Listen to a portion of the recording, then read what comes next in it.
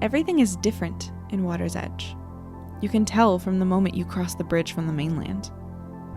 If you have your windows open, you notice that the air is cleaner, and there's a faint smell of sea salt. It's pleasant in a way I didn't expect, although I imagine it'll fade into oblivion with time, as invisible as the smell of one's own house. The whole island is flatter than any place I've ever been, too, which actually might reflect more on my lack of travel experience than the geography of this tiny island. That, however, is something I know I'm not exaggerating. This island is tiny. I've only been in Water's Edge for a day, and on the drive in I saw most everything there is to see, from a distance at least. It's definitely a shore town if I've ever seen one. The Labor Day crowd is still gradually rolling out, a few nostalgic beachgoers squeezing the very last drops of leisure out of the summer before buckling down to wait for the winter holidays. I've been doing some research during the lazier bouts of unpacking and, according to Wikipedia, there are just about 300 permanent residents in this town. I don't know if that even qualifies it as a town. Maybe a village or hamlet or something. I feel like I'm waxing poetic a little too much. I guess I haven't gotten used to the whole talking into a tape recorder sort of thing. I feel like I should be stately, so if someone listens back to this in the future, I'll sound more scholarly and less like I'm talking to my 6th grade diary. God forbid that happens. At least once I start working at the weekly, I'll have a bit more justification to carry this thing around. Spooky. Wait, how in the hell is a wolf here? I mean, honestly, what 4-square-mile island have you ever seen that has wolves on it? Jesus, now I'm addressing the tape recorder as you. Maybe it's time for bed. That's gonna be different too. A soft, luxurious king bed all to myself. Lots of different things here, but I guess that's what I signed up for. How do I end one of these? It's 11:34 p.m. September 7th, I think, 2013. And this is me, Avra, signing off.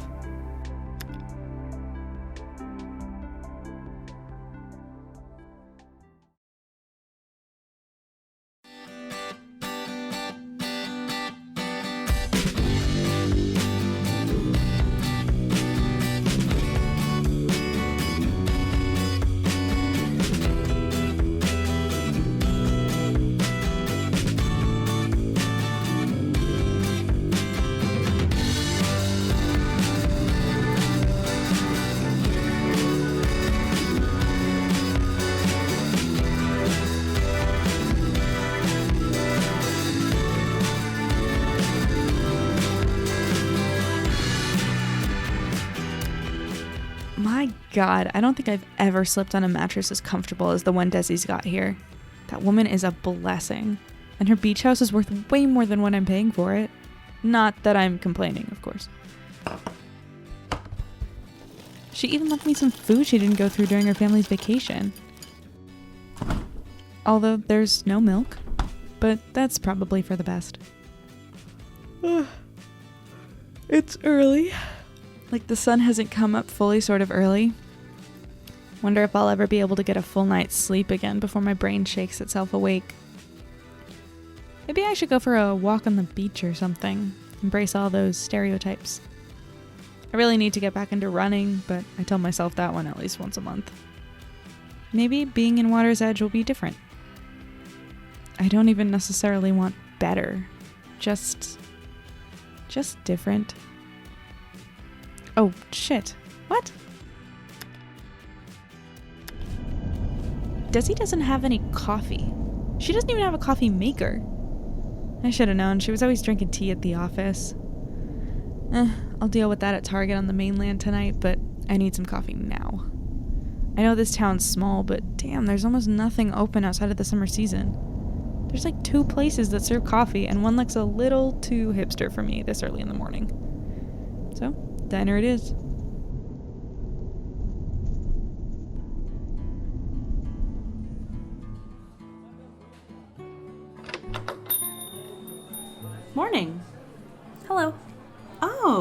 face. You're the new writer, right? For the weekly? Word gets around fast here, doesn't it? Oh, good. Just making sure you weren't a summer crowd straggler. You want a table or a spot at the bar? Bar is fine. Thanks. Take your pick. Here's a menu. Nice meeting you, by the way. You too, Shelley. Oh, Shelley's not my name. Owner wanted to do beachy-themed name tags, thought it would immerse people in the atmosphere or whatever, as if we weren't already at the beach. Nah, my name's Lizzie. Avra. Pretty. Well, go get your breakfast and welcome to town. Thanks. Marnie, you need a refill on that cranberry juice? What can I get you, miss? Can I just have a black coffee and, black coffee. That's it. You got it. Where's your restroom? Down that way to the right. Thanks.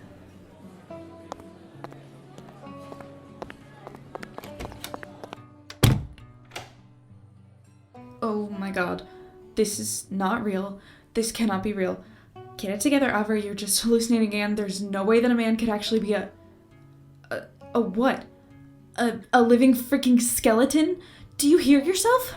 Come on, Avra. It's your first day. Could you at least attempt to pull together some semblance of sanity just this once? Everything all right? Fine. Yeah. Sorry. Oh, you don't have to apologize. Wait, but your coffee.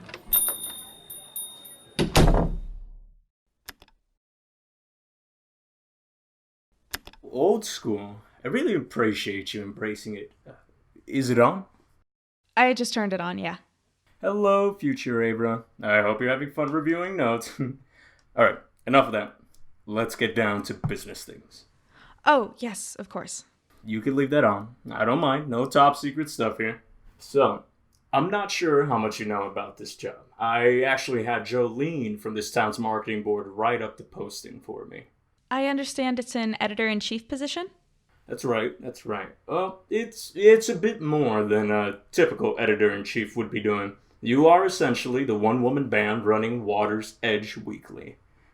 Are you familiar with the weekly? It's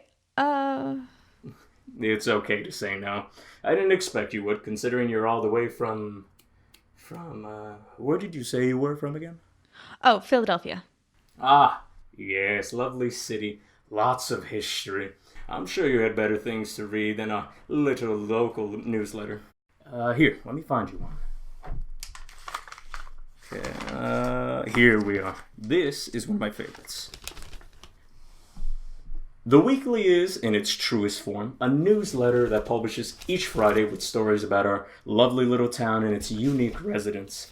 Spotlight stories about interesting neighbors, previews of art events or community gatherings, even reviews of shows and movies that come to town during the slower weeks. Whatever you deem newsworthy, which, coming from a big city, might not seem like much at first, but trust me, there are lots of lovely things with lovely people behind them that happen in sleepy summer towns. Is this a Halloween issue or something? I don't believe so. If I gave you the right one, that should be from this past March. Who wrote this? That would be yours truly. Is there something wrong with it?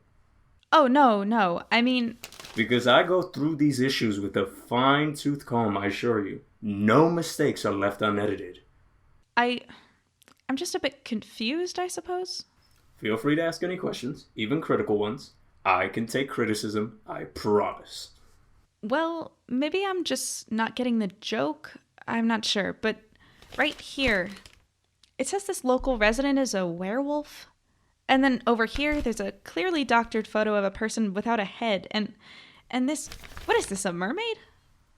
Tyrant, actually. I'm afraid I don't see the issue. These are just our residents. Yeah. So this is a joke then? This whole damn thing is all just a big old goof, isn't it? Or is this some sort of new EIC initiation thing? Avra, I don't know what you're talking about. Sir, I don't mean to be rude, but these are fictional creatures in your paper here. Monsters. And having fiction besides news isn't exactly something I'm privy to in journalism. Oh, Lord. You're not a cryptid, are you? Excuse me? Well, fuck. Wait. Go back. Did you just say cryptid? Yes, we prefer it heavily over monster. Such a grotesque term. We? Avra, Water's Edge is a cryptid Cape Town. Every year-round resident here is some sort of non-human being. And we believed you were too, which is why you were hired. Why on earth would you think I was a monster? Don't act like this is my fault. You used cryptic code in your cover letter, saying you were hungry for the facts and have worked through the night to get things done. That is clearly vampiric writing. Those aren't very unique things. Maybe your monster code needs a bit of tweaking. Cryptid, please. Lord, I really need to have Cacholine go through these letters more carefully. I'm back in the hospital, aren't I? This is all some crazy nightmare. No, Avra, trust me. That would make my job much easier. But no. All of this is most definitely real. So the skeleton I saw at the diner... You met Joey? He's a great man, wonderful conversationalist, and does some great slam poetry too. And the waitress? Nadine or Lizzie? Probably Lizzie if you went this morning. Sweetest oracle I've ever met. And you? Tree Giant. Nice to meet you. The hair's not dyed before you ask. Naturally green. Holy shit. Yes, holy shit indeed. We don't let humans see our unmasked appearances. That's why we run this resort town without an issue. And for the remainder of the year, we're able to drop our disguises. It's quite a convenient cover, although very, very rarely a human slips through, sees things they aren't really supposed to. Oh god, are you gonna eat me now that I know or something? Eat you? Oh, Lord, no. We'll just have Henry wipe your memory. Just of your time in Water's Edge, of course. It's a quick and painless process. We can't have you blabbing about our existence to everyone once you leave. I'm in fucking Men in Black now. It really isn't a difficult process. Although... What, rethinking of offing me? See, this is why we hate the term monsters. It comes with these sort of connotations that we're going to kill people who find us. No, don't kill, just erase their memory. Well, your credentials are quite good. And your writing samples. Well, these are some of the best journalism I've seen in a long time. What are you saying? God, I can't believe I'm doing this. This is quite unorthodox, but I'm desperate for someone to take over the weekly. I can't keep running it along with everything else I do here in town. If you can manage living in a town of cryptids and are willing to take a binding oath to never tell outsiders of our true existence here, the job is yours. With full benefits and a guaranteed holiday bonus. Yeah, okay. I'll take it.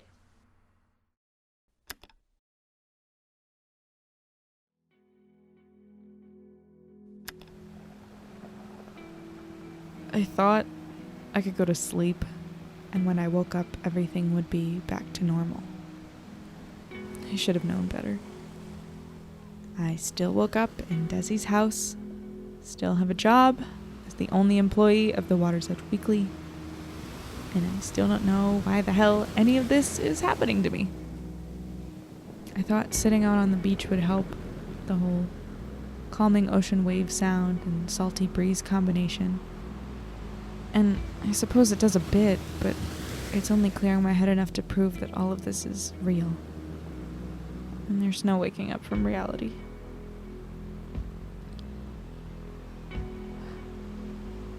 I want to go home. Not like back to the house home, like home. But do I even have that anymore? Philly's got nothing for me, and there's no hometown returning that can be done now that Mom and Dad have gone and retired. So I'm stuck here, in a strange town, full of strange monsters, yearning for a place that doesn't exist. God, what am I even doing here? And I took the job. Am I really that freaking insane? Or desperate? Or both? I hate this. I hate this. I hate this freaky town and my weird-ass job and this goddamn recorder. Fuck this.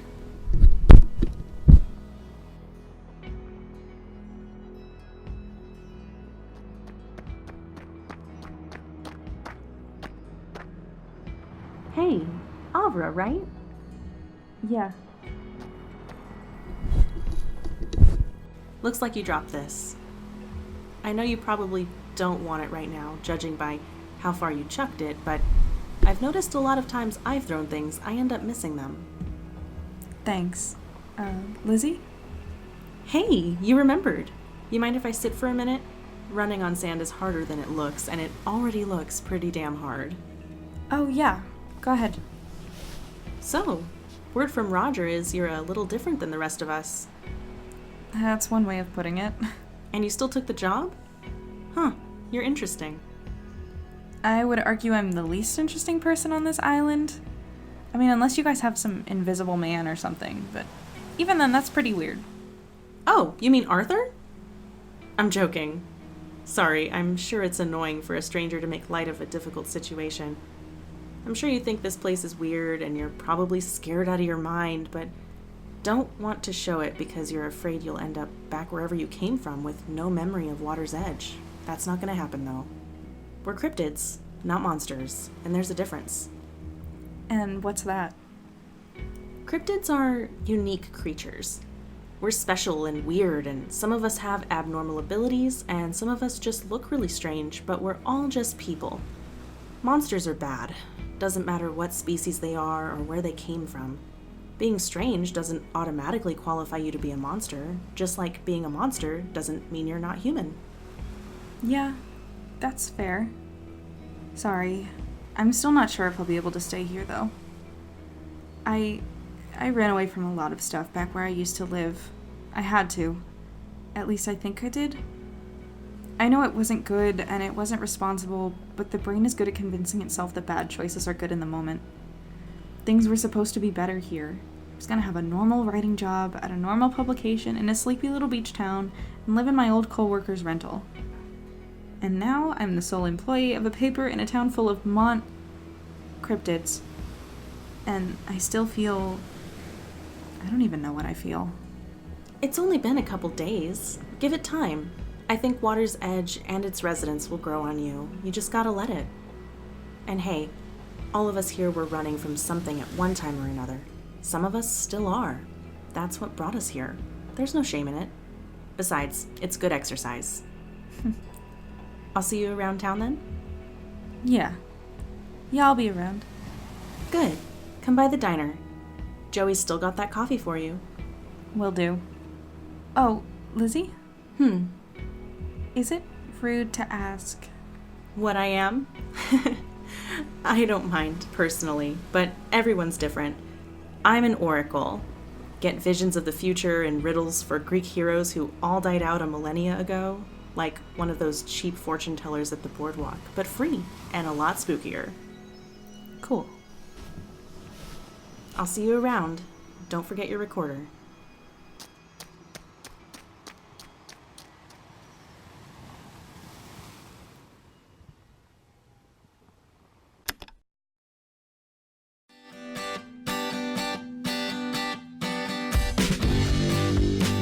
Thanks for listening to Cryptid Cape Episode 1, Welcome to Water's Edge. The show is created and produced by me, Victoria Pereira. I also voice Avra. The voice of Lizzie is Christina Rose Hargis. The voice of Roger is Christopher Medina. The voice of Joey is Aidan Gibbs. Our theme song is Pink Nights in Ohio by Ryan Anderson. The other songs featured in this episode were After All by Geographer, Spanish Rose by Chris Haugen, and Water Lilies by Density and Time. Our cover art was created by Christy Duprey. Be sure to subscribe to Cryptid Cape so you don't miss our next episode. We publish every 2 weeks. In the meantime, check us out on Facebook at Cryptid Cape Podcast or Twitter at Cryptid Cape. And tell your friends if you enjoyed this episode. It means the world. See you next time.